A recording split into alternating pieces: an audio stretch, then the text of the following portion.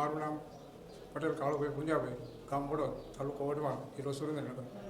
હું આજે ચોટીલા તાલુકા ગામે ચાણપા ગામે રાજ્યપાલશ્રી પધાર્યા અને તેમાં મને પણ આમંત્રિત કર્યો હતો અને હું અહીં આવ્યો અને અહીં જોયા પછી આ માહોલ જોયા પછી મને એમ લાગે કે હું માત્ર ને માત્ર પ્રાકૃતિક ખેતી કરું છું એટલું નહીં, ઘણા બધા પ્રાકૃતિક ખેતી કરતા થયા છે અને તેની સાથે સાથે ઘણા બધાને પ્રાકૃતિક ખેતી કરવા માટે મેં અનહદ પ્રયત્નો કરી અને માણસોને ઝાડમુક્ત ખેતી કરવા માટે થઈ અને મેં પ્રયત્ન કર્યા છે.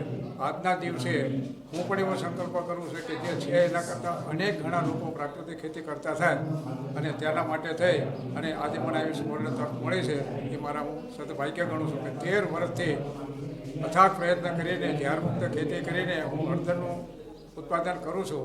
4 એકરમાં હળદરનું ઉત્પાદન કરું છું અને મારા એક જગ્યાએ કોઈ પણ વ્યાપારીને આપવાની જરૂર નથી. હું જાતીય મૂલ્યવર્ધન કરીને આપું છું. રાજ્યપાલ સાહેબે આ ઝાડમુક્ત ખેતી કરવાનું આવતું જબરદસ્ત સરકાર ખૂબ જ આપણને પ્રોત્સાહિત કરે છે. ત્યારે આપણે કે શા માટે થઈને લેવું, શા માટે વિલંબ કરવો છે, હવે પણ કમર કસીને આ કામે આપણે લાગી જવું પડશે, આવું તેમનું સૂચન છે. સિદ્ધનાથ પ્રાકૃતિક ફાર્મ, લકુમ નારાયણભાઈ ગંગારામભાઈ, ગામ ચુડા, તાલુકો ચુડા, જિલ્લો સુરેન્દ્રનગર.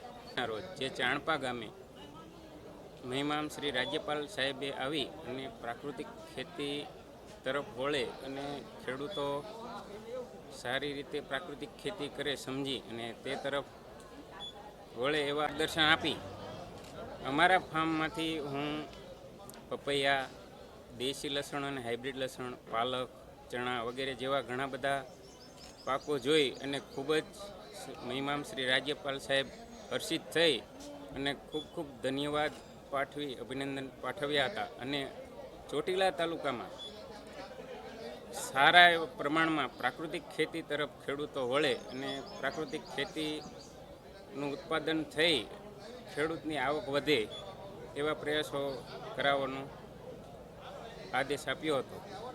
ઓકે.